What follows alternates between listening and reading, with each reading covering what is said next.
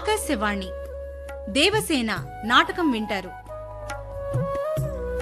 రచన శ్రీ ఎస్.టి.వి. అజీజ్. నిర్వహణ doctor K. Sambasivarao. సహకారం శ్రీ ప్రభాకర్ జాజుల. ఇందలి పాత్రలు పాత్రధారులు: దేవసేన శ్రీమతి శిల్ప, అమిత్తుడు డాక్టర్ కె. సాంబశివరావు, బానిసల వ్యాపారి శ్రీ సుబ్బరాయ శర్మ, కన్హుడు శ్రీ కె.ఆర్. ఫణిరాజ్, కుశాలి శ్రీమతి ఆర్. ఉమాదేవి, నాగసేనుడు శ్రీ కె.వి.ఎల్. నరసింహారావు, భటులు శ్రీ డి. పరమేశ్వరాచారి, శ్రీ జీవన ఆదిత్య. వినండి దేవసేన నాటకం.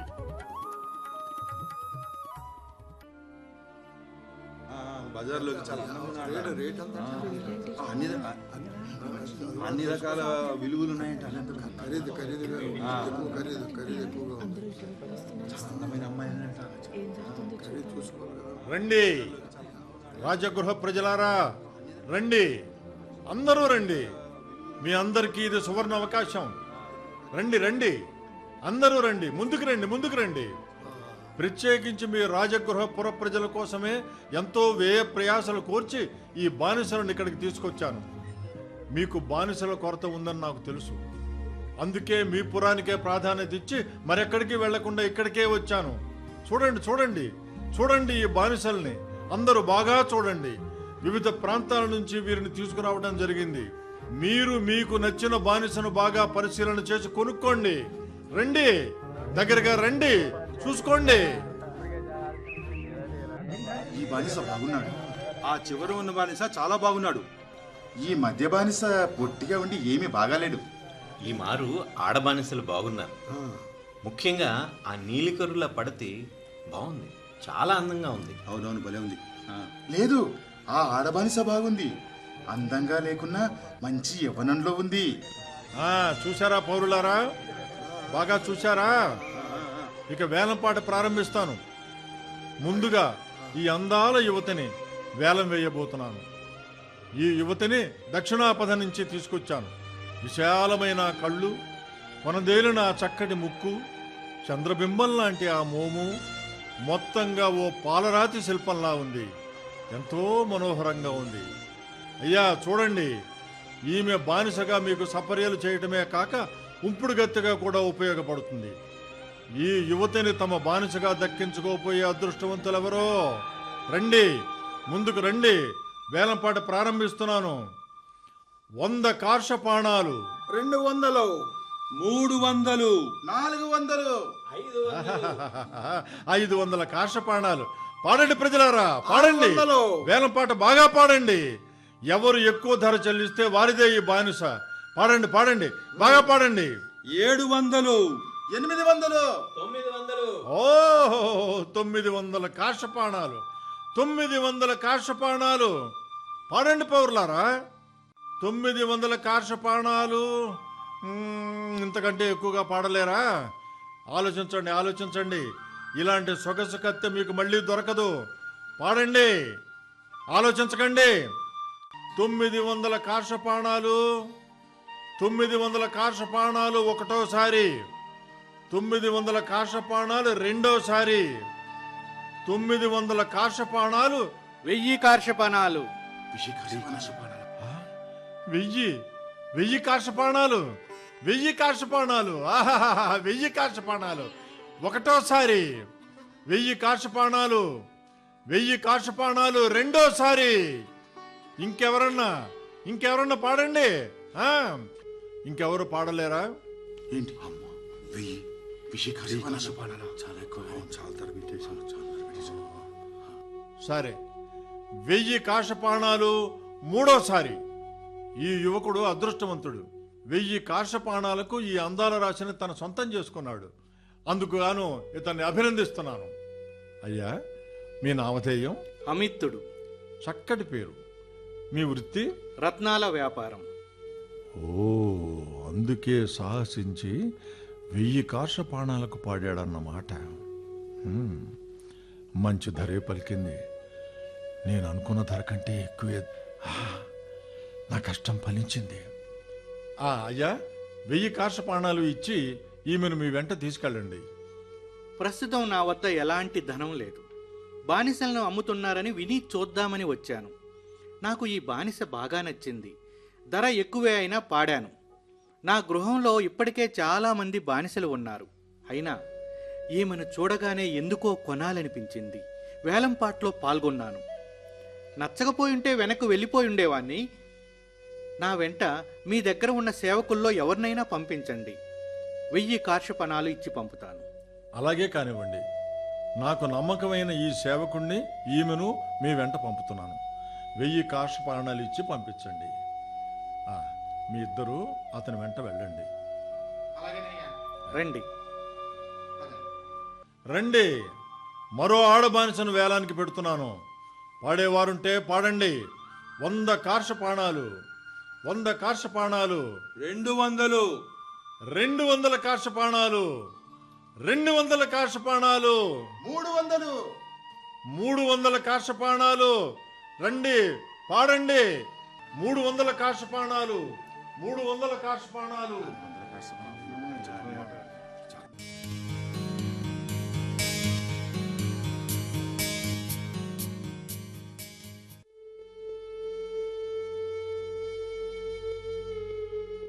నీ నామధేయం? నా నామధేయంతో మీకు పనేమిటి? నేనిప్పుడు మీ బానిసను. మీరు చెప్పిన ప్రకారం వినడం, మీరప్పగించిన పనిని చేయడం ఓ బానిసగా నా బాధ్యత. తాను కొన్న బానిస నామధేయంతో పాటు ఆ బానిస గత చరిత్ర గురించి తెలుసుకోవటం యజమానిగా నాకు చాలా అవసరం. బానిసగా యజమాని అడిగిన దానికి సమాధానం ఇవ్వటం నీ బాధ్యత. నా నామధేయం గురించి, నా గత చరిత్ర గురించి తెలుసుకోవడం వల్ల మీకెలాంటి ప్రయోజనమూ లేదు. ఓహో, నువ్వెందుకో నీ గురించి చెప్పటానికి సంకోచిస్తున్నావు. నీవిప్పుడు నా బానిసవు. సంకోచం వీడి అన్ని వివరాలు చెప్పు. నా గురించి తెలుసుకోవడం అంత అవసరం అంటారా? అవసరం అనేగా అడుగుతున్నాను. నా నామధేయం దేవసేన. అంతవరకు చాలనుకుంటాను. సరే సరే, ఇప్పుడు వద్దులే. నిదానంగా చెబుదువు గాని నా గురించి నీకు తెలుసుకోవాలని లేదా? నాకుగా లేదు. మీకు చెప్పాలనిపిస్తే చెప్పండి, వింటాను. నా పేరు అమిప్తుడన్న విషయం నీకు బానిసల వ్యాపారి వద్ద తెలిసి ఉంటుంది. నా తండ్రి ఉద్దాలకుడు, రత్నాల వ్యాపారి. అనేక ప్రాంతాలు తిరిగి రత్నాల వ్యాపారం చేస్తూ ఉంటాడు. ఈ రాజనగర్కే మేము చెప్పుకోదగ్గ ధనవంతులం. నేనిక్కడే ఉండి వ్యాపారం చేస్తూ ఉంటాను. వివిధ ప్రాంతాలు తిరిగి వ్యాపారం చేయడం నాకిష్టం లేదు. మా తండ్రికి నా తల్లియే కాక అనేక మంది ఉపపత్నులు, ఆడ మగ బానిస సేవకులున్నారు. నాకు వివాహమయ్యింది. నా అర్ధాంగి నీ అంతటి సొగసు కత్తె కాకున్నా ఆకర్షణీయమైందే. సంతానం ఇంకనూ కలగలేదు. నాకు కొందరు ఉపపత్నులు, ఆడ మగ బానిసలు సేవకులు ఉన్నారు. నీవెందుకో తొలిచూపులోనే నన్ను ఆకర్షించావు. అందుకే అధిక ధర అయినా నిన్ను కొన్నాను. నిన్ను పరిచారికగా, సేవకురాలిగా కాక ఉపపత్నిగా ఉంచుకోవాలన్నది నా అభిమతం. నువ్వు సేవ చేయవలసిన అవసరం లేదు. నాకు నీపై మోహం కలిగినప్పుడు నన్ను శృంగారంలో ఓలలాడించు. మౌనంగా ఉన్నావేం? మాట్లాడు. ఏం మాట్లాడమంటారు? ఏదో ఒకటి. నీ సోయగాన్ని చూస్తూ ఉంటే మాటలు వరదలా పొంగులా నాలో నుంచి ఉబికి వస్తున్నాయి. దేవసేన, నిన్నిప్పుడు బిగియారా కౌగలించుకుంటున్నాను. ఈ అధరామృతాన్ని క్రోలబోతున్నాను. నీ తనువులోని అణువణువును సృజించి దేవసేన, దేవసేన నాలో ఐక్యం చేసుకోబోతున్నాను. దేవసేన.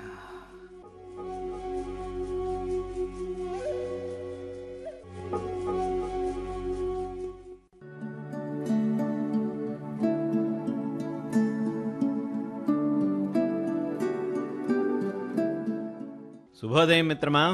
శుభోదయం. రామిత్రమా, కూర్చో. ఏమిటి విశేషం?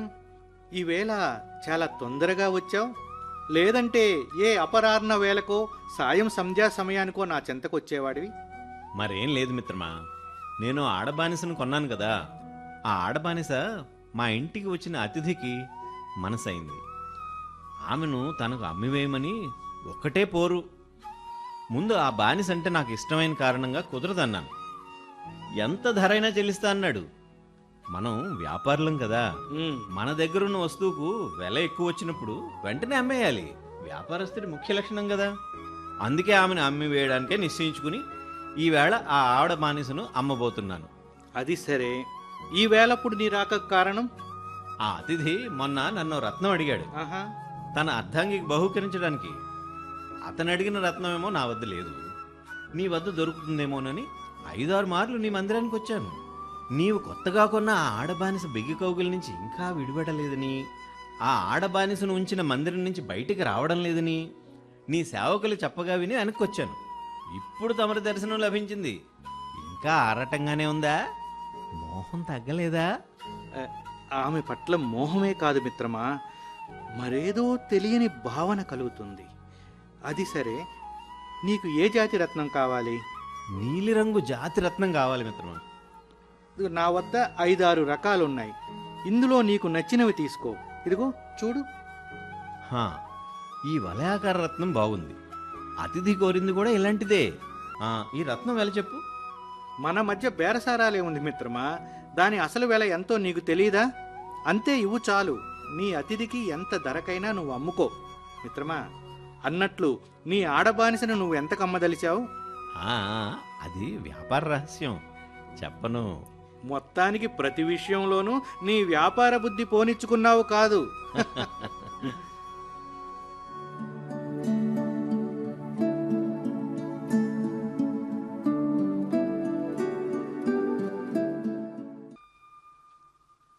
దేవసేన, ఏమిటి ఆలోచిస్తున్నావు? ఏమీ లేదు. దేవసేన, నీకోసం ఏం తెచ్చానో చూడు. ఇటు చూడమంటే దృష్టి అటేటో మళ్ళిస్తావే? నాపై అలక. ఏం చేయను, వ్యాపార ఒత్తిడి వల్ల ఓ పక్షం రోజులుగా ఈ మందిరం వైపు రావటానికే వీలు కుదరలేదు. అదీ కాక నీపై చూపే ఆపేక్ష గురించి విని నా అర్ధాంగి నాపై ఆగ్రహం వెలిబుచ్చుతూ ఉంది. ఆమెని కూడా సముదాయించాలి కదా.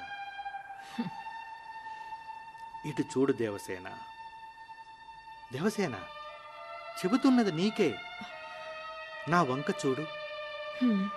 చూశాను. చెప్పండి, ఏమిటి? నీకోసం ఈ రత్నాల హారం కానుక్కా తెచ్చాను, తీసుకో. తాము కొన్న బానిసలకు కానుకలు కూడా ఇస్తారా యజమానులు?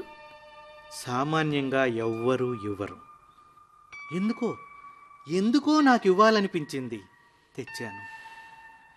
దీని ఖరీదు 5,000 కార్షపణాలు. నాలాంటి వారిని మరో 5గురిని కొనొచ్చుగా. నాకివ్వటం వల్ల ప్రయోజనం ఏమిటి? ఈ హారం నీ కంఠసీమలో ఉంటే నీ అందం మరింత శోభిల్లుతుందని దేవసేన అలంకరించనా? అవసరం లేదు. నీకు ఇటువంటి హారాలపై మక్కువ లేదా? నాకు దేనిపైనా మక్కువ లేదు.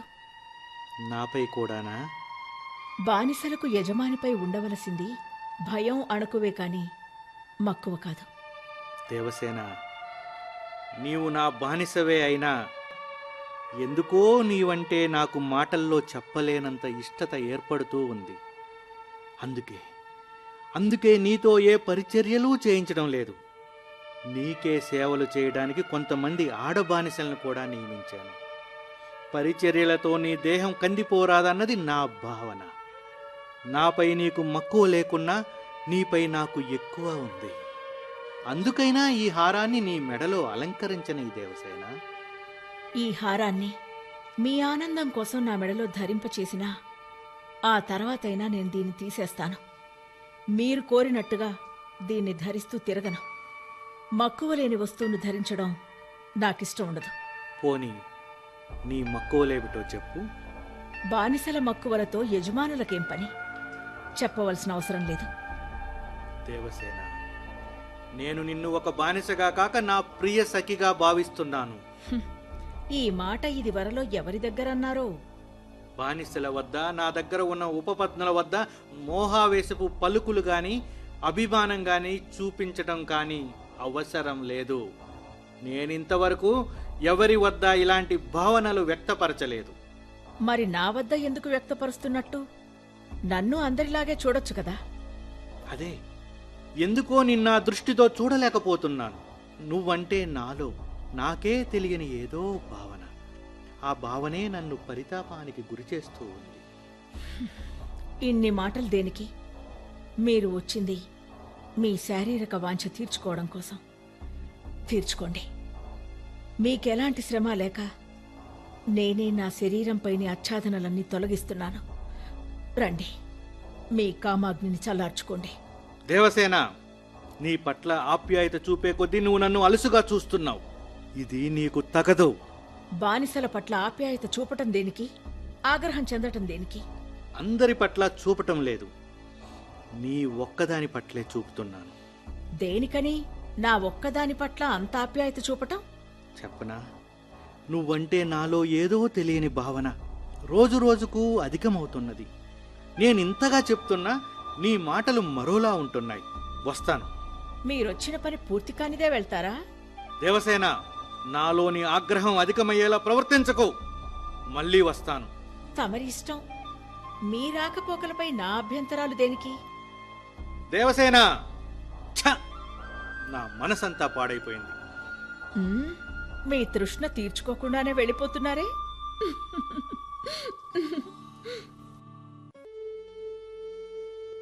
దేవసేన, నిన్నే. ఆ, నువ్వా కుశాలి? హ్మ్, ఏంటి దీర్ఘంగా ఆలోచిస్తున్నావు? ఏమీ లేదు. నా దగ్గర కూడా దాచడం దేనికి దేవసేన?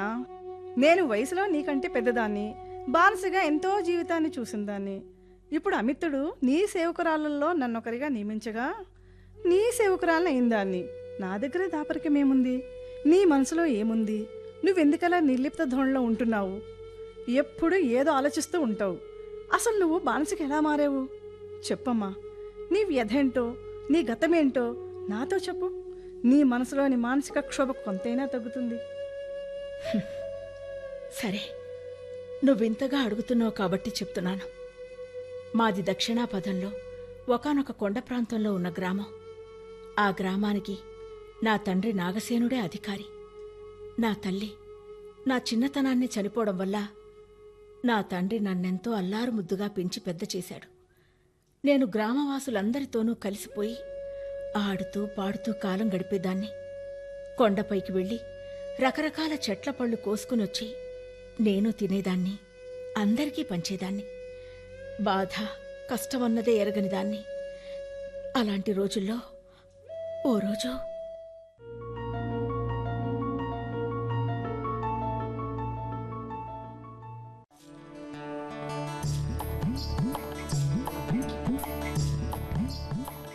అమ్మా దేవసేన, ఏమిటి నాన్నగారు? ఎక్కడికి బయలుదేరావు? నీ స్నేహితురాలతో కలిసి ఆ కొండపైకి కాయలు పళ్ళు ఏరుకోవడానికే కదా? అది కాదు నాన్నగారు. మరి అసలేమైందంటే నీ చిలిపి చేష్టలు, గ్రామంలో నువ్వు చేసే అల్లరి పనులు అన్నీ నాకు తెలుసమ్మా. వస్తాను నాన్నగారు. ఆగమ్మా, ఆగు. నీకు ముఖ్యమైన విషయం చెప్పాలి. అలా కూర్చో. త్వరగా చెప్పండి నాన్నగారు, నేను వెళ్ళాలి. నీ స్నేహితురాలు ఎదురు చూస్తుంటున్నారనా ఈ తొందర?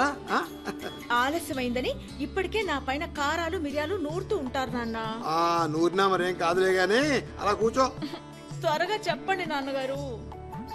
చూడు, నేను నీకు ఆనందం కలిగించే విషయం చెబుదాం అనుకుంటుంటే నువ్వేంటమ్మా విసుగు చూపిస్తున్నావు? అబ్బా, విషయం ఏంటో త్వరగా చెప్పండి నాన్న.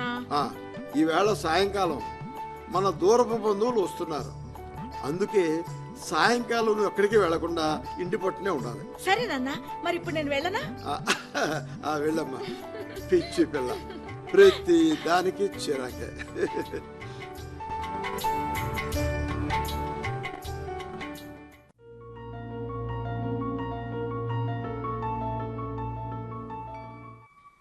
ఆ రోజు సాయంకాలం నన్ను బయటికి వెళ్ళనివ్వకుండా కట్టడి చేశాడు నా తండ్రి. నా తండ్రి చెప్పిన దూరపు బంధువులు వచ్చారు. వారొచ్చాక తెలిసింది వారు నన్ను చూడడానికే వచ్చారని. నచ్చితే పెళ్లి జరిపించుకుని నన్ను తీసుకెళ్లే ఉద్దేశంతో ఉన్నారని. నాలో ఏదో తెలియని కంగారు, భయం. పైగా నన్ను పెళ్లాడ్డానికి వచ్చిన వరుణకు నేను నచ్చానే కానీ నాకతను నచ్చలేదు. ఈ విషయం నా తండ్రికి ఎలా చెప్పాలో తోచలేదు.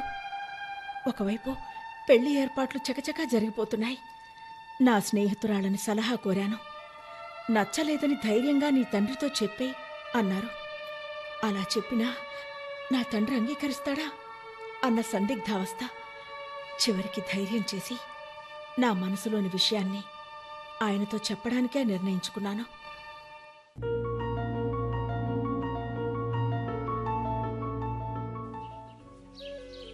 నాన్నగారు, ఏమిటి తల్లి? అది నాకు ఈ పెళ్లి అంగీకారంగా లేదు. ఎందుకని? వరుడు నాకు నచ్చలేదు. నాకు నచ్చని వాణ్ణి నేను వివాహం చేసుకోలేను. వరుడికి ఏమైందమ్మా? బాగానే ఉన్నాడే. పైగా రాచకొలువులో కొత్తవాళ్ళ పదవిని నిర్వహిస్తున్నాడు. ఏరి కోరి ఎంతో దూరం నుంచి నా అభ్యర్థన మేరకే వచ్చి నిన్ను వివాహం చేసుకోబోతున్నాడు. అయినా అతను నీకెందుకు నచ్చలేదు చెప్పు? ఏమో తెలీదు, కారణం చెప్పలేను. నాకు నచ్చలేదు, నేను చేసుకోనంతే. మరీ చిన్నపిల్లలా మాట్లాడకు.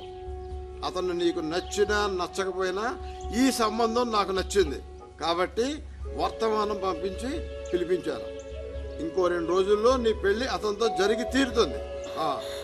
గతంలోలాగా నీ పిచ్చి ఆటలు పిచ్చి మాటలు కట్టిపెట్టి మౌనంగా ఉండు. అది కాదు నాన్నగారు, నాకు ఇష్టం లేదని చెప్తున్నా బలవంతం చేస్తారే.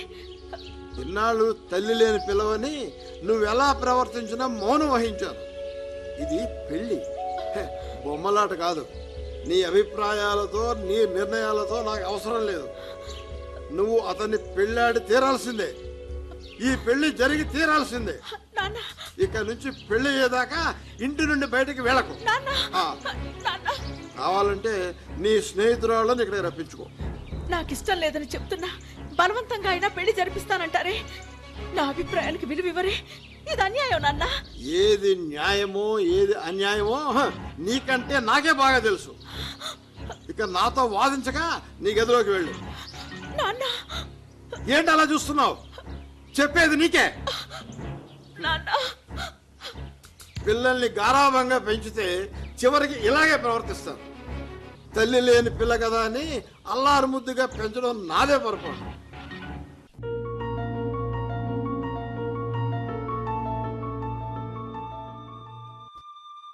ఇష్టం లేని మగాణ్ణి పెళ్లాడ్డానికి ఏ స్త్రీ మనసు అంగీకరిస్తుంది?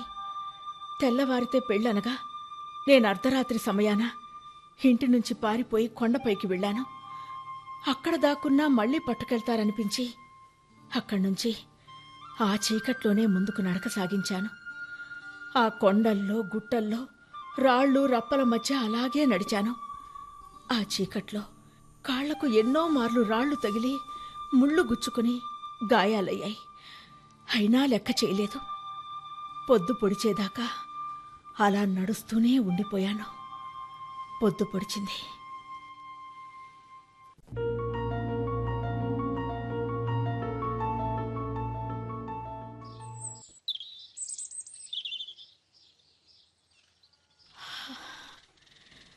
రాత్రంతా నడిచినందువల్ల ఒళ్ళంతా నొప్పులుగా ఉన్నాయి.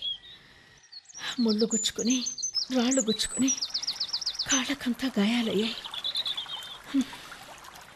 ఈ గాయాలను ఆ నదిలో కడుక్కుని స్నానం చేసి కాసేపు సేద తీరి ఇక్కడి నుంచి మళ్ళీ ఎక్కడికైనా వెళ్ళాలి.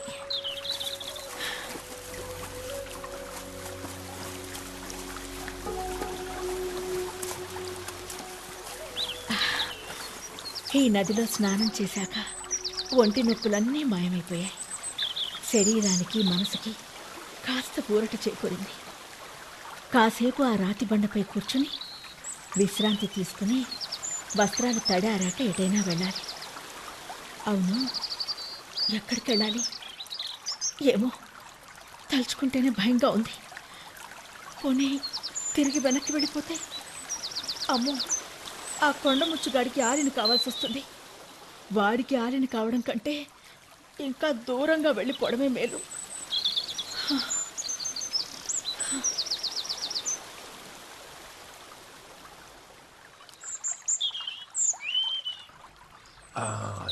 అది ఆ కనిపించే ఆ నదిలో స్నానం చేయాలి.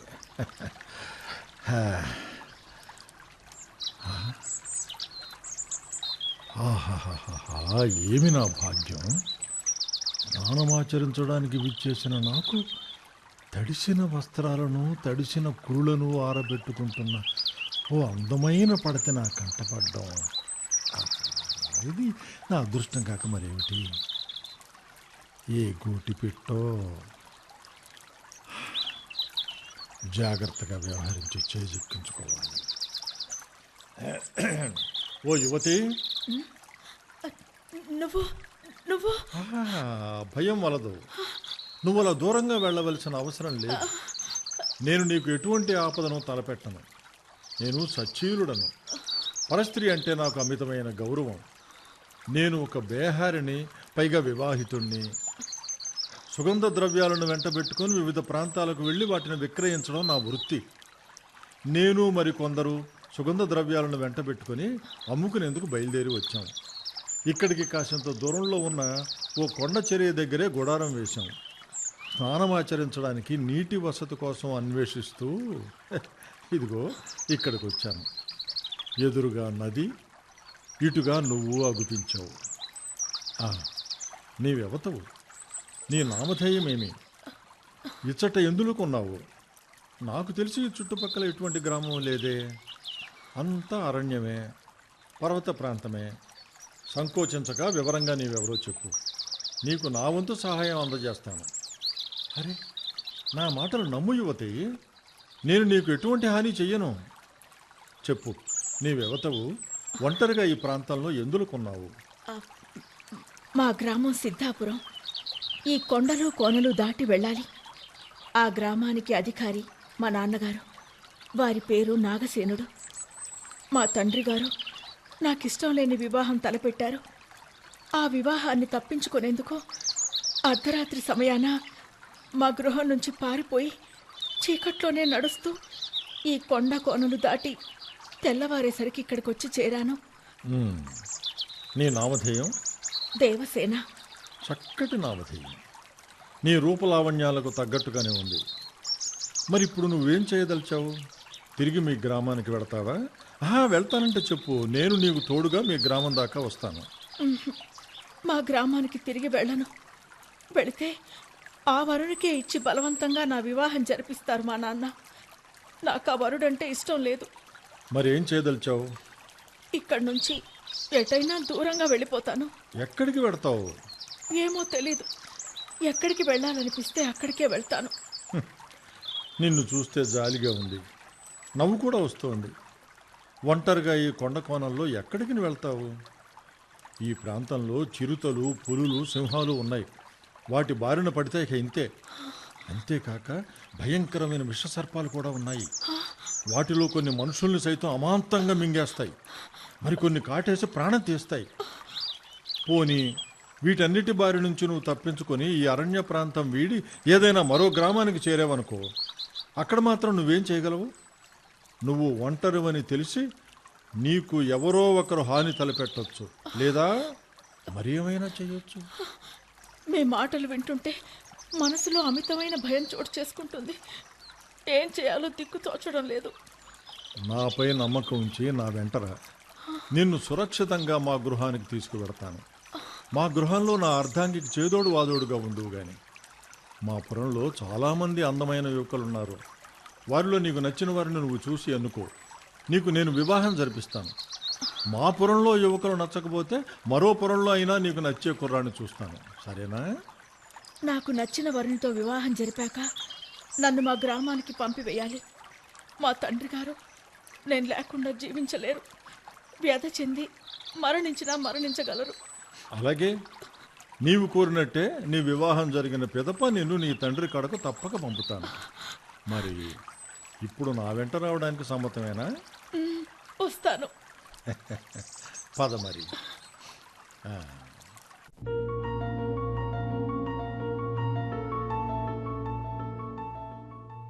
అతని మాటలు నమ్మి అతని వెంట అతని పురానికి వెళ్ళాను. అక్కడికి వెళ్ళాక జనాలందరూ పోగై నా వంకే చూస్తూ ఉండటం నాకు చాలా చిత్రంగా అనిపించింది. అదే విషయం అతన్ని అడిగాను. నువ్వీ ఊరికి కొత్త కదా, ఎవరీ కొత్త వ్యక్తి అని చూస్తున్నారంతే అంటూ సమాధానమిచ్చాడు. అతని వెంట ఉన్నవారు కూడా అంతే అంతే అని వంత పాడారు. నన్నొక గృహానికి తీసుకెళ్లాడు. ఆ గృహంలో చాలామంది ఆడవారు కనిపించారు. అలాగే మగవారు కూడా.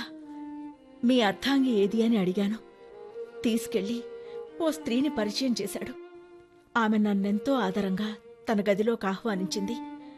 నాలో అతని పట్ల ఉన్న అనుమానం, భయం పూర్తిగా తొలగిపోయాయి. మంచి వ్యక్తిగా అనిపించాడు. నాకో గదిని కేటాయించారు. అన్ని సౌకర్యాలు అమర్చారు. వారి అతిథి మర్యాదలు చూసి నేనెంతో ఉబ్బి తబ్బిబ్బయ్యాను. కొన్నాళ్లు గడిచిపోయాయి. ఓ రోజు రాత్రి తలుపు చప్పుడయింది. నిద్రకు ఉపక్రమిస్తున్న నేను వెళ్లి తలుపు తెరిచాను. ఎదురుగా బానిసల వ్యాపారి గదిలోకొచ్చాడు.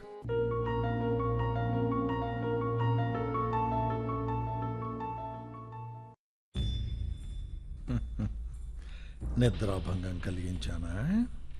లేదు,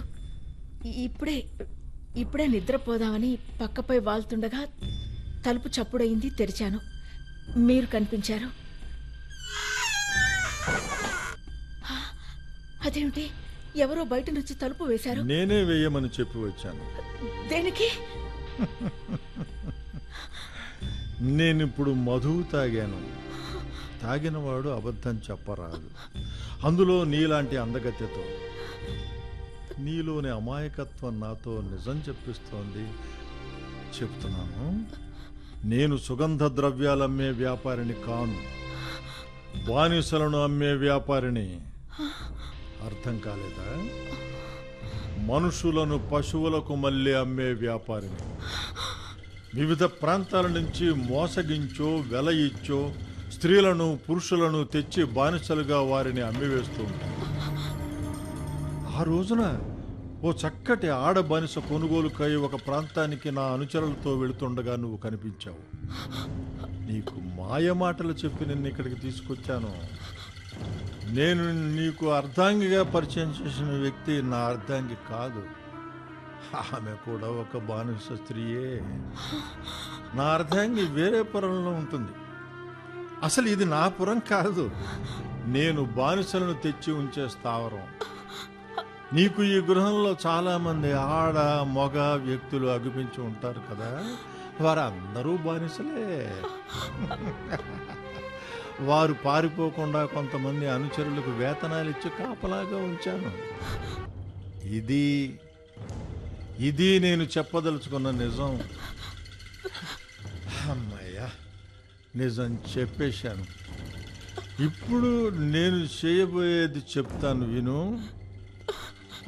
నిన్ను అనుభవిస్తాను. ఆ తర్వాత ఈ పురంలోని కొందరు ప్రముఖుల చేత అనుభవింపచేస్తాను. ఆ తర్వాత నిన్నొక బానిసగా ఎవరికైనా అమ్మేస్తాను. దుర్మార్గుడా, నీ మాయ మాటల వెనక, నువ్వు నన్ను ఇక్కడికి తేవడం వెనక ఇంతటి మోసం దాగుందా? చూడు, నిజం చెప్పాను, చేయబోయేది చెప్పాను. నేను చేసేదే బానిసల వ్యాపారం. అది నా వృత్తి. నా వృత్తి సంబంధంగా ఎన్ని అబద్ధాలైనా చెప్తాను. ఎదుటి వారు నమ్మేందుకు ఎన్ని తీయటి కబుర్లైనా చెప్తాను. గోల చేయకు, నా వాంఛ తీర్చు. ఈ దేవసేన కంఠంలో ప్రాణం ఉండగా అది జరగదు. చచ్చాక జరిగేదేముంది పిచ్చిదనా? ఇలాంటి మాటలు అనేక మంది ఆడవాళ్ల నోటి నుంచి విన్నాను. నాకు కొత్త ఏం కాదు. గోల చేయక వచ్చి నా ఒడిలో వాలిపో. రా, చెప్పేది నీకే. రా. దగ్గరకొచ్చావో మర్యాద దక్కదు. జాగ్రత్త. మర్యాద? నాకు కావలసింది మర్యాద కాదే, నా మక్కువ తీర్చటం. రా. అయితే నేనే వస్తానే.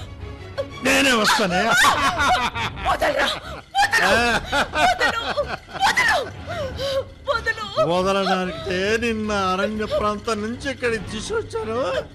నిన్ను తన్ని తీర అనుభవించాక అప్పుడు వదిలేస్తాను. బయటకు కాదు. ఈ పుర ప్రముఖులకు వారు కూడా నీ అందాలతో విందు చేసుకోవాలి కదా. నేను నీకు లొంగను. నీలాంటి వారిని అందరినో లొంగ తీశానే. నువ్వు లెక్క రావేనా మదన మంజరి, రా రా రా.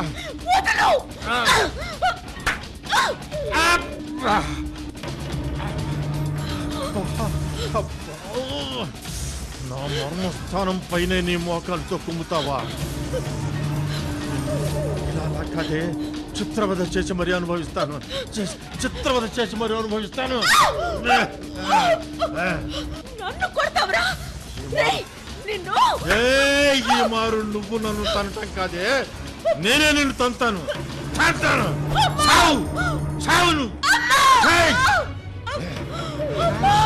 అమ్మ గుర్తుకొచ్చిందే.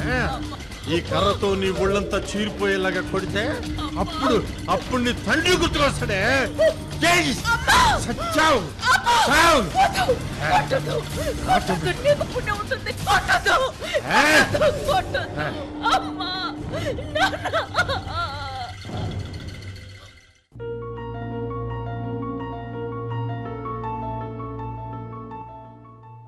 ఓ అబలనని కూడా చూడకుండా ఆ దుర్మార్గుడు నన్ను కర్రతో చావబాది నా ఒళ్ళంతా గాయాలమయం చేశాడు. ఆ గాయాల బాధకు తట్టుకోలేక స్పృహ తప్పాను. తిరిగి స్పృహలోకి వచ్చేసరికి పక్కపై నగ్నంగా పడి ఉన్నాను. నా శరీరం పైన వస్త్రాలన్నీ గదంతా చెల్లా చెదురుగా పడున్నాయి. ఆ తర్వాత ఎన్నోసార్లు నన్ను శారీరకంగా హింసించి చివరికి తన మాట వినేలా మార్చుకున్నాడు. ఆ పురంలోని ప్రముఖులందరి చేత నన్ను అనుభవింపచేశాడు. చివరికిలా బానిసగా మార్చి ఈ రాజగృహపురానికి తెచ్చి నన్ను అమ్మివేశాడు. ఇదే ఈ దేవసేన బానిసగా మారిన వైనం. కుశాలి, ఇంతకీ నువ్వెలా బానిసగా మారావు? నేను వలచిన ప్రియుడే నన్ను వంచించి తెచ్చి ఈ అమిత్ని తండ్రి ఉద్దాలకునికి బానిసగా అమ్మేశాడు. వలచిన వాడే నిన్ను మోసం చేశాడన్నమాట. మనుషుల్లో స్వార్థం, ధనాశ బాగా పెరిగిపోయినప్పుడు వలసిన వారినేమి ఎవరినైనా మోసం చేస్తారు. ఇది మనుషులకుండే సహజ నైజం. కొందరు మంచివారుగా ఉంటారు. నువ్వన్నది నిజం. నా అన్న స్వార్థమే మనిషితో ఎలాంటి పనైనా చేయిస్తుంది. అవును, ఈ బానిసలను ఇలా ఎన్ని రకాలుగా కొంటారు? ఈ అమ్మకాల గురించి కొనడాల గురించి నాకు సరి అయిన అవగాహన లేదు. ఆ బానిసల వ్యాపారి వద్ద ఉన్నప్పుడు కూడా నేను నా తోటి బానిసలతో ఎవ్వరితోనూ మాట్లాడేదాన్ని కాను. బలవంతంగా పట్టి తెచ్చిన కొందరిని, రాజకొలువుల్లో పదవులని చెప్పి మోసగించి తెచ్చిన కొందరిని బానిసలుగా అమ్మేస్తూ ఉంటారు. ఈ రెండు విధాలుగానే కాక యుద్ధాల్లో ఓడిపోయిన సైనికులను, వారి ఆడవాళ్లను కూడా రాజులు తమ సేవకులుగానో పరిచారికలుగానో నియమించుకుంటూ ఉంటారు. లేదా బానిసలుగా ఇతరులకు అమ్మివేస్తారు. కొందరు కుటుంబ దారిద్ర్యం కారణంగా తమకు తాముగా బానిసలుగా అమ్ముడుపోతూ ఉంటారు. ఇలా పలు రకాలుగా మనిషే ఎదుటి మనిషిని పశువులాగా అమ్మే స్థాయికి దిగజారాడు. అవును, ఇక్కడ బానిసలతో ఎలాంటి పనులు చేయిస్తారు? మగ బానిసలైతే వ్యవసాయం పనులు, రాతి గుట్టలను పగలగొట్టించే పనులు, మందిరానికి కాపలా ఉండే పనులు, నమ్మకం కుదిరితే స్త్రీ బానిసలపై అజమాయిషీ పనులు చేయిస్తూ ఉంటారు. మరి ఆడవారితో ఏం పనులు చేయిస్తారు? నచ్చితే ఉంపుడు గత్తెలుగా ఉంచుకుంటారు. అతిథులు వచ్చినప్పుడు అతిథి మర్యాదగా ఈ ఉంపుడు గత్తెలను అతిథుల వద్ద శయనింపచేస్తూ ఉంటారు. ఎవరికంటా పడకుండా ఉపాయంగా తప్పించుకుని పారిపోతే? అలా పారిపోతారనే కొంతమందిని కాపలాదారులుగా జీతాలిచ్చి ఉంచుతున్నారు. వారి కన్ను గప్పి పారిపోయినా ఫలితం ఉండదు. ఎందుకని? బానిసల్ని కొన్న వెంటనే యజమానులు వీరు తమ బానిసలు అన్న గుర్తుగా బానిసల నుదుటిపై తమ కుటుంబాలకు సంబంధించిన చెట్టు గుర్తో, గుర్రపు గుర్తో, సూర్యుని గుర్తో, చందన గుర్తులో వేయిస్తూ ఉంటారు. ఆ పచ్చబొట్టులు చెరపడం అసాధ్యం. బానిస అన్నవాడు ఒకవేళ పారిపోయినా ఒక్కడు అరణ్య ప్రాంతంలోనే ఎల్లకాలం ఉండలేడు కదా. ఒకసారి బానిసగా మారిన వ్యక్తి జీవితకాలం వరకు బానిసగా బ్రతకాల్సిందే, బానిసగా చావాల్సిందే. మరి ఈ బానిసలకు విముక్తి అన్నదే లేదా? ఉంది. మనల్ని యజమాని వద్ద నుంచి కొని అతని వద్ద నుంచి విడుదల పత్రం తీసుకుని మనకిస్తే మనం విముక్తి పొందగలం. మనపై జాలిపడి ధర చెల్లించి మనల్ని విడుదల చేయించేవారెవరు? ధనాన్ని పోసి కొన్న యజమాని ఎవడు ఊరికే తనంతకు తానుగా విడుదల పత్రం ఇచ్చి వెళ్ళు, నీ ఇచ్చ వచ్చిన చోట బ్రతుకు అని చెప్పడు. దేవసేన, ఏమిటి కుశాలి? అమిత్తుడు తన తండ్రి ఉద్దాలకుడంతటి కఠిన హృదయం కలవాడు కాదు, మంచివాడు. కాకపోతే ఆవేశపరుడు. అతనికి ఆవేశం వచ్చిందంటే ఏం చేస్తాడో, ఎలాంటి నిర్ణయాలు తీసుకుంటాడో అతనికే తెలియదు. సామాన్యంగా స్త్రీ బానిసలపై యజమానులకు కామవాంఛ తీర్చుకునే దృష్టి తప్ప మరొక దృష్టి ఉండదు. ఎందుకనో నీ పట్ల అమిత్తుడు అమితంగా ఆకర్షితుడు అవుతున్నాడు. ఆ ఆకర్షణలో కామభావన కంటే ఆరాధన భావనే ఎక్కువగా ఉంది. నువ్వు అతనితో సఖ్యతగా ఉండు, నవ్వించు, అతన్ని ఆహ్లాదపరచు, నువ్వు సుఖించు, అతన్ని సుఖపెట్టు. ఎందుకు నీ యవ్వనాన్ని వృధాపరుచుకుంటావు?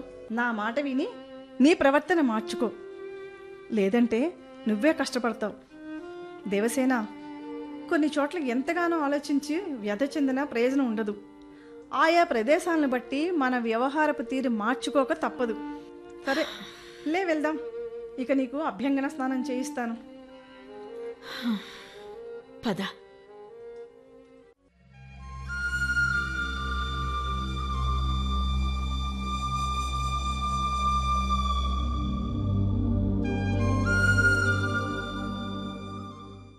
దేవసేన, ఈ విషయం విన్నావా? ఏ విషయం కుశాలి? ఈ రాజగృహలో కనుహుడు అని ఒక అతను ఉన్నాడు. అతను కూడా రత్నాల వ్యాపారే. అతనికి మన యజమాని అమిత్తునికి మంచి స్నేహం కూడా ఉంది. ఆ కనుహుని అర్ధాంగి తమ వద్ద పనిచేసే ఒక మగ బానిసతో శారీరక సంబంధం ఏర్పరచుకుందంట. ఈ విషయం తెలిసిన కనుహుడు తన అర్ధాంగిని కరవాలంతో పొడిచి చంపేశాడట. మగ బానిసను కూడా చంపేసేవాడట. బానిసను చంపే ముందు రాజుగారికి తెలియజేస్తే మంచిదని వెళ్ళి రాజుగారికి తెలియజేశారు. రాజుగారు మేమే అతన్ని శిక్షిస్తామని చెప్పి సైనికులను పంపించి అతన్ని సంకడతో బంధింపచేసి పురం బయటికి తీసుకెళ్లి శిరచ్ఛేదన గావించండి అని ఆజ్ఞ ఇచ్చాడట. పురం బయటికి తీసుకెళ్లి శిరచ్ఛేదన గావించారట. ఏమిటో దేవసేన, ఒక్కో మారు తలుచుకుంటే అలాంటి దండనకు గురి కావటం కంటే ఆత్మహత్య చేసుకుని మరణించటమే మేలనిపిస్తుంది. ఈ యజమానులు నిత్యం రోజుకు ఉంపుడుగతితో కాలక్షేపం చేసేటప్పుడు వారి అర్ధాంగులకు మాత్రం కోరికలు తెచ్చుకోవాలని ఉండదా? కుశాలి, స్త్రీకైనా పురుషునికైనా లైంగికపరమైన కోరికలన్నవి సమానంగానే ఉంటాయి. తాము మాత్రం కోరికలను తీర్చుకుంటూ తమ వారిని ఆ కోరికలకు దూరంగా ఉంచితే నువ్వన్నట్టుగా ఇలాంటి పరిణామాలే జరుగుతూ ఉంటాయి. స్త్రీ కూడా ఓ వ్యక్తేనని, ఆమెకి కూడా స్వేచ్ఛా స్వాతంత్రాలు ఉండాలని, మనసు పడ్డ మగవాణ్ణే పెళ్లాడాలని, ఆమె కేవలం ఓ భోగ వస్తువు కాదని, ఆమెకు తమకు మళ్ళే సమాన హోదా ఇవ్వాలి అని మగవారు అనుకోనంతకాలం, తమ స్వేచ్ఛా స్వాతంత్రాల కోసం స్త్రీ తిరుగుబాటు జరపనంతకాలం స్త్రీల పరిస్థితి ఇంతే. ఈ కాలంలోనే కాదు, ఏ కాలంలో అయినా ఇదే తీరున ఉంటుంది పరిస్థితి.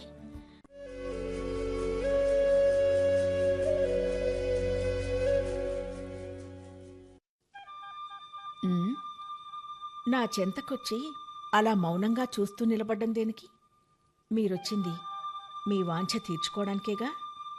రండి, తీర్చుకోండి. నేనిప్పుడు మధువు సేవించి ఉన్నాను. మధు సేవనం, ఆ తర్వాత పడతి అధరామృత సేవనం మీలాంటి యజమానులకు పరిపాటే కదా. రండి. కావచ్చు, కానీ నేను వేరు అంటారు. మీరు ఏ విషయంలో వేరు? అందరిలాగే మీకు అర్ధాంగి ఉంది. అందరిలాగే మీకు ఉపపత్నులు, ఉంపుడుగత్తెలు ఉన్నారు. నన్ను ఉంపుడుగత్తెను చేశారు. మీ సేవలు చేయడానికి అనేక మంది ఆడామగా బానిసలున్నారు. సంపాదించింది ఇంకా పెంచాలని మీ తండ్రి అనేక ప్రాంతాలు పట్టుకుని వ్యాపారం చేస్తూ ఉంటే మీరు ఇక్కడే ఉండి వ్యాపారం చేస్తున్నారు. నగరంలోనే అతి పెద్ద ధనవంతుడిగా పేరు సంపాదించారు. అయినా మీరు కూడా ఇంకా సంపాదిస్తూనే ఉన్నారు. అవసరం ఉన్నా లేకున్నా అందరూ యజమానులకు మళ్ళే ఇంకా బానిసలను కొంటూనే ఉన్నారు. దేవసేన, నీ తరువాత మరే బానిసను కొనలేదు దేవసేన. అవసరం పడితే లేదా ఇంకెవరైనా మీ కంటికి నచ్చితే కొంటారు. అయినా ఇన్ని మాటలు దేనికి? మీరొచ్చింది మీ తాపాన్ని తీర్చుకోవడానికి. మీ తాపం తీర్చడానికి నేను సిద్ధంగానే ఉన్నాను. రండి, జాగెందుకు? ఆ? దేవసేన, ఇలాంటి వ్యంగ్యపు మాటలతో నా మనసును ఎందుకు గాయపరుస్తున్నావు?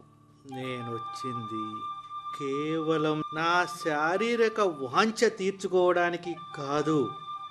నిన్ను చూడాలనిపించింది, నీతో మాట్లాడాలనిపించింది. బానిసతో మాట్లాడే ముద్దు ముచ్చట్లే ఉంటాయి. మీ దృష్టంతా కేవలం దానిపైనే కదా. జీవితం అంటే కేవలం శృంగారమే అనుకున్నావా దేవసేన? జీవితంలో శృంగారం ఒక భాగం మాత్రమే. అలా అనుకుంటే ఇంతమంది స్త్రీ బానిసలను కొనడం దేనికి? ఓహో, తమరిలాంటి వారికి రోజుకో రుచి కావాలిగా, అందుకే ఇందరో. నేను తాగి ఉన్నా, నిగ్రహించుకోనే మాట్లాడుతున్నా. ఇలాంటి మాటలతో నాలో ఆగ్రహం కలిగించకు. మీకాగ్రహం కలిగితే ఏం చేస్తారు? ఏ కొరడాతోనూ లేదా ఏ కర్రతోనూ నన్ను కొడతారు, లేదా మీ పరిచారికగా మార్చి దాసి పనులు చేయిస్తారు. నాపై కసి కొద్దీ ఇతరులకు అమ్మివేస్తారు. కొన్న బానిసలను ఏ కారణంగా అయినా చంపేసినా అడిగే అధికారం ఎవరికీ లేదు. కాబట్టి మీ మిత్రుడు కనుహుడు తన భార్యను చంపినట్టుగా నన్ను చంపేస్తారు. అంతేగా? మీరేం చేసినా ఈ దేవసేన సిద్ధంగానే ఉంది. అంతేగాని నాతో మృదు మధురంగా మాట్లాడనంటావు.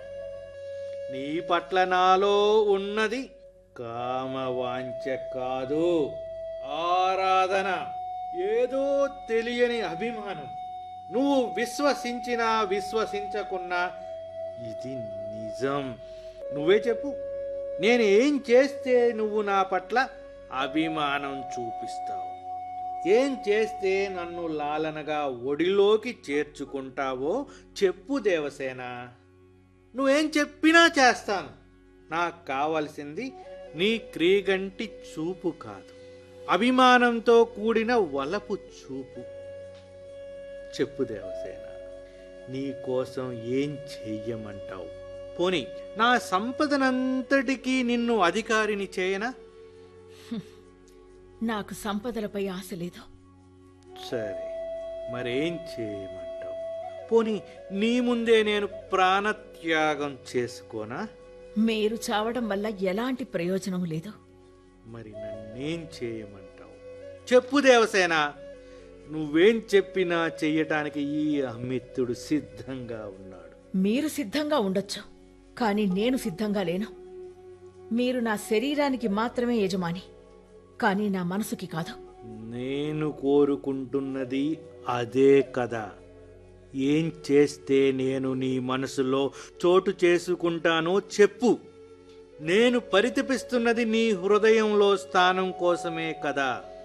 మీరు నా మనసులో చోటు చేసుకునే విషయం ఏమో కానీ మీరంటే గౌరవభావం ఏర్పడడానికి నా మనసులో ఓ కోరికుంది.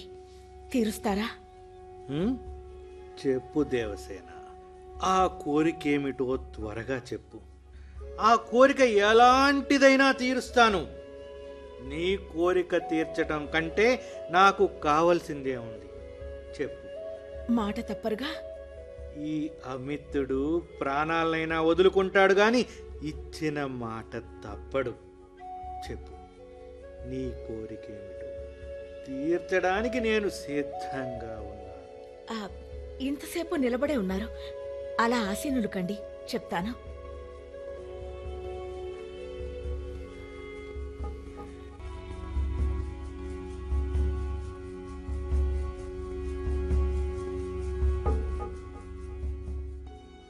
ఏం కోరిక కోరావమ్మా?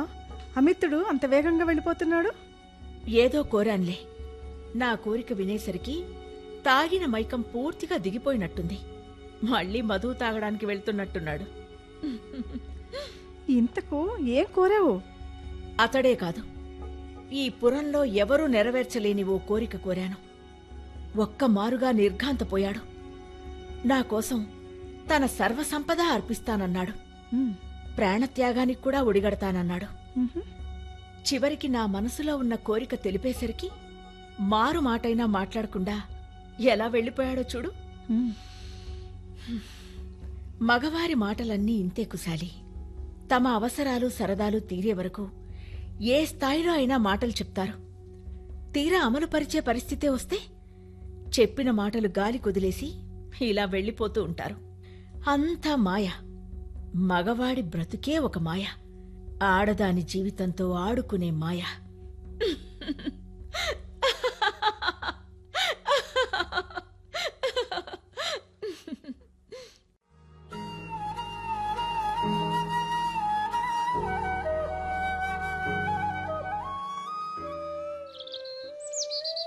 దేవసేన, దేవసేన, నిన్నే, నిద్రలే. ఇంత ఉదయాన్నే నిద్రలేచి చేసేదేముంది కుశాలి? తాను వస్తున్నానని నీతో కబురు పంపించాడా అమిత్తుడు? పక్షం రోజులైంది, పత్తాలేడు. ముందు పక్క దిగు, నీకు శుభవార్త చెప్పాలి. మనలాంటి బానిసలకు శుభవార్తలే ఉంటాయి. మనలాంటి బానిసలందరికీ ఇది శుభవార్తే. ముందులే. లేచాను. చెప్పు, ఏమిటా శుభవార్త? అమిత్తునితో నువ్వేం కోరిక కోరావు? నిన్నటి రాత్రి అమిత్తుడు తన బానిసలందరినీ పిలిచి, ఈ రోజు నుంచి మీ అందరికీ ఈ బానిస జీవితం నుండి విముక్తిని ప్రసాదిస్తున్నాను. అందరికీ విడుదల పత్రాలు ఇస్తాను. తెల్లవారేలోపు ఎవరి ప్రాంతాలకు వాళ్ళు వెళ్ళిపోండి. ఇన్నాళ్ళు శ్రమించినందుకు నా సంపదలో కొంత భాగం మీకు పంచదలుచుకున్నాను అంటూ విడుదల పత్రంతో పాటు ప్రతి బానిసకు కొంత ధనాన్నిచ్చి పంపించేశాడు. ఈ మందిరంలో ఉన్న పరిచారకులు కూడా వెళ్ళిపోయారు. నన్ను పిలిచి నాకు విడుదల పత్రం, ధనం ఇచ్చి నీ ఇష్టం వచ్చిన చోటుకు వెళ్ళిపోమన్నాడు. ఈ విషయం రాత్రే నీకు చెబుదామనుకున్నాను. నిద్రాభంగం చేయడం దానికని ఇప్పుడు వచ్చాను. నీకు కృతజ్ఞతలు చెప్పిపోదామని వచ్చాను. నాలో కలిగిన ఆనందాన్ని ఆపుకోలేక నిన్ను నిద్రలేపాను. దేవసేన, అమిత్తునిలో ఒక్క మారుగా ఎంతటి మార్పును కలిగించావు. ఇప్పటికైనా అతని ప్రేమ నిజమని నమ్ము. అతనికి నీ మనసులో స్థానం ఇవ్వు. వస్తాను. ఇది కళ, నిజమా? అంతా ఓ వింతలా అనిపిస్తూ విస్మయం కలిగిస్తూ ఉంది. ఒక వ్యక్తి అభిమానం కోసం ఇందరు బానిసలకు విముక్తిని ప్రసాదించడం నమ్మశక్యంగా లేదు. అతనికి నాపై ఉన్నది కామభావన కాదు, ప్రేమ భావనే అనిపిస్తోంది. అవును, ఖచ్చితంగా ప్రేమ భావనే. ఆ భావన ఉన్నప్పుడే మనిషి ఏదైనా ఏమైనా చేయగలడు. అందుకు నిదర్శనం ఈ బానిసల విముక్తి. నాకీవేళ ఎందుకో ఆనందంగా ఉంది. ఎప్పుడూ ఎరగని ఆనందంతో నా మనసంతా హాయి గొలుపుతూ ఉంది. అమితా, నువ్వే చేయించావు. నువ్విప్పుడు నా శరీరానికే కాదు, నా మనసుకు కూడా యజమానివే. అవును, నా మనసుకు కూడా యజమానివి. ఇక నుంచి సరికొత్త దేవసేనను చూస్తావు. అమితా, నేను నిన్ను అభిమానిస్తున్నాను. ఈ క్షణం నుంచి నువ్వే నా సర్వస్వం. అవును, నువ్వే నా సర్వస్వం, నువ్వే నా సర్వస్వం.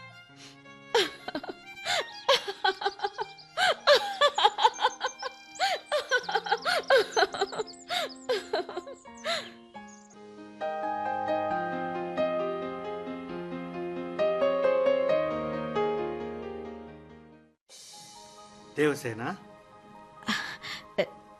నా కోరికను మన్నించి బానిసలందరినీ విడుదల చేసినందుకు కృతజ్ఞురాలిని. మందిరంలో ఎవ్వరూ లేరు. కుశాలితో సహా అందరూ వెళ్ళిపోయారు.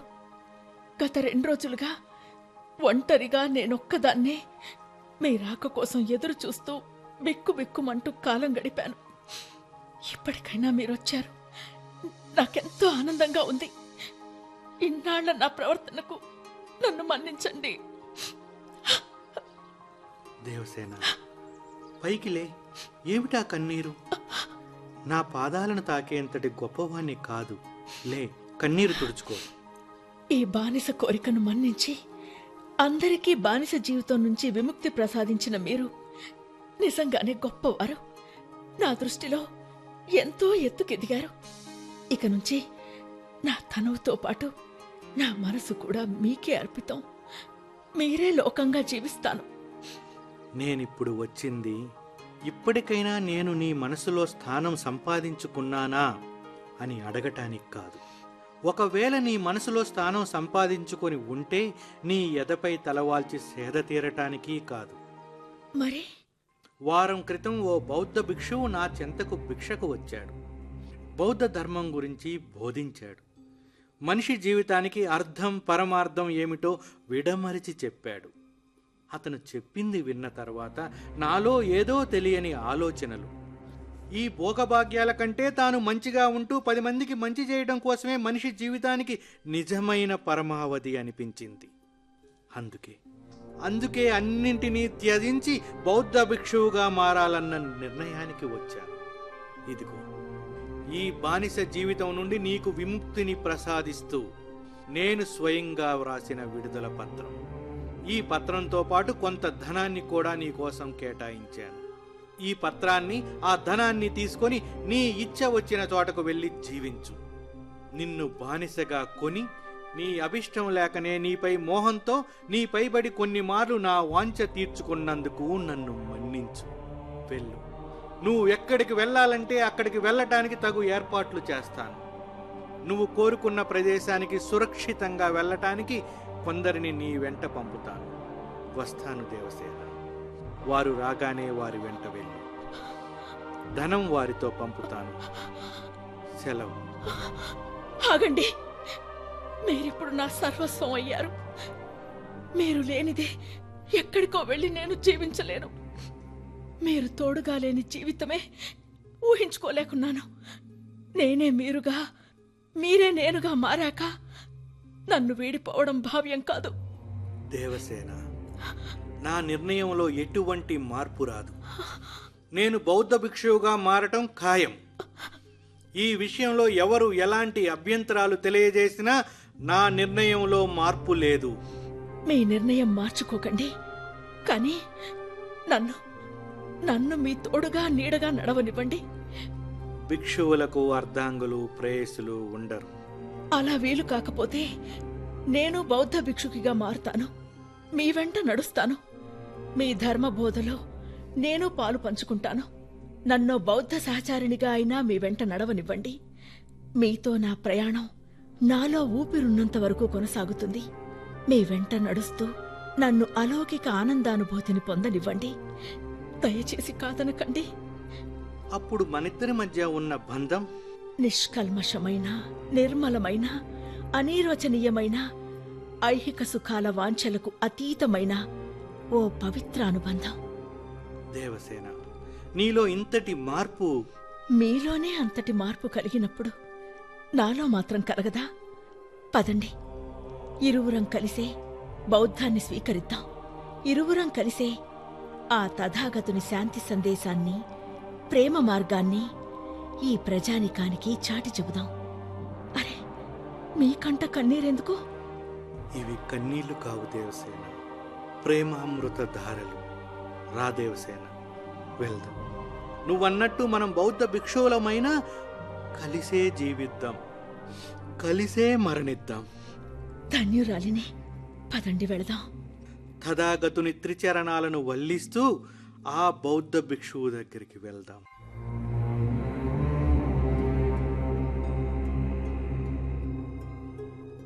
బుద్ధం శరణం గచ్ఛామి, ధర్మం శరణం గచ్ఛామి, సంఘం శరణం గచ్ఛామి.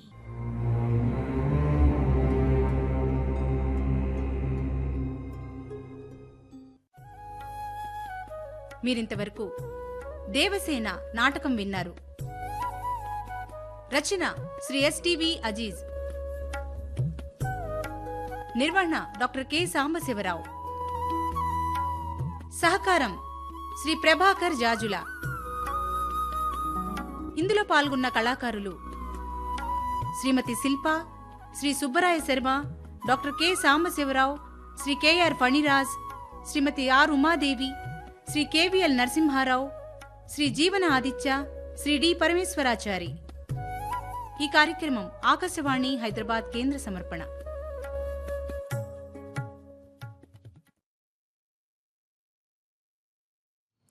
ఆకాశవాణి హైదరాబాద్ కేంద్రం. ఇప్పుడు సమయం సాయంత్రం 4 గంటలు దాటి 9 సెకండ్లైంది. ఈ పూట ప్రసారాలు ఇంతటితో సమాప్తం. తిరిగి సాయంత్రం 5 గంటలకు మీడియం వేవ్ 406.5 మీటర్లు 738 కిలోహెర్ట్జ్, ఇంకా డిఆర్ఎం రిసీవర్ 729 కిలోహెర్ట్జ్పై మా సాయంత్రం ప్రసారాలు ప్రారంభమవుతాయి. అంతవరకు సెలవు మరి. నమస్కారం.